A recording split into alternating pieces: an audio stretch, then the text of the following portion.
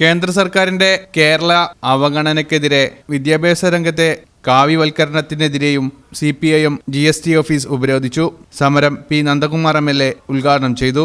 Collectorate പടിക്കലിലെ സമരപന്തലിൽ കേന്ദ്രീകരിച്ചാണ് GST ഓഫീസിലേക്ക് March നടത്തിയത്. മാർച്ചിന് ശേഷം പ്രവർത്തകർ കളക്ട്രേറ്റ് പടിക്കലിലെ സമരപന്തലിൽ കേന്ദ്രീകരിച്ചു. 100 കണക്കിന് പേരാണ് ഉപരോധ സമരത്തിൽ പങ്കെടുത്തത്. 40% മാത്രമാണ് കേന്ദ്രത്തിന്റെ ഡയറക്റ്റ് ആയിട്ടുള്ള വരുമാനം. ദേശീയ വരുമാനത്തിൽ റവന്യൂ വരുമാനത്തിൽ 60% സംസ്ഥാനങ്ങളുടെ വരുമാനമാണ്. എന്നാൽ സംസ്ഥാനങ്ങളാണ് 66% ചെലവ് നിർവഹിക്കുന്നത്. ന്യായമായും അവകാശപ്പെട്ടാണ് കേന്ദ്രത്തിന്റെ വരുമാനത്തിന്റെ നഗരവിഹിതം സംസ്ഥാനങ്ങൾക്ക് കിട്ടുക എന്നത്.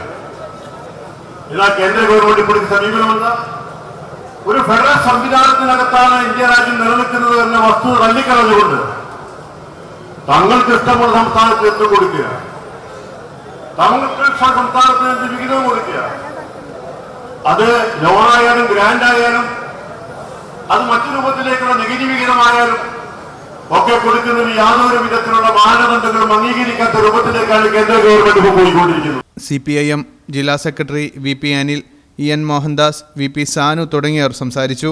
ഫണ്ടും ആനുകൂല്യങ്ങളും തടഞ്ഞുവെച്ച് അപ്രഖ്യാപിത സാമ്പത്തിക ഉപരോധം തീർക്കുന്ന കേന്ദ്രത്തിനെതിരെ കേരളം എന്താ ഇന്ത്യയിലല്ല എന്ന മുദ്രാവാക്യമുയർത്തിയാണ് പ്രക്ഷോഭം സംഘടിപ്പിച്ചത്. കേരളത്തിന് അർഹമായ ഫണ്ടുകൾ അനുവദിക്കാത്ത നിലപാട്, വിദ്യാഭ്യാസ രംഗത്ത് സംസ്ഥാനത്തിന്റെ അംഗീകാരമില്ലാതാക്കൽ, ഗവർണറെ ഉപയോഗിച്ച് സർക്കാരിന്റെ ദൈനംദിന പ്രവർത്തനം അട്ടിമറിക്കൽ, സർവകലാശാലകളിലെ കാവ്യവൽക്കരണത്തിനെതിരായുള്ള ശ്രമം തുടങ്ങിയ കേന്ദ്ര നീക്കങ്ങൾക്കെതിരെയായിരുന്നു പ്രതിഷേധം.